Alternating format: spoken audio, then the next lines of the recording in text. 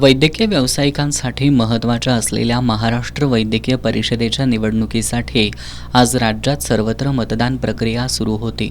या निवडणुकीत एकूण 9 जागांसाठी 41 उमेदवार रिंगणात होते। एकूण 4 पॅनल आणि काही अपक्ष उमेदवार या निवडणूक रिंगणात उभे होते।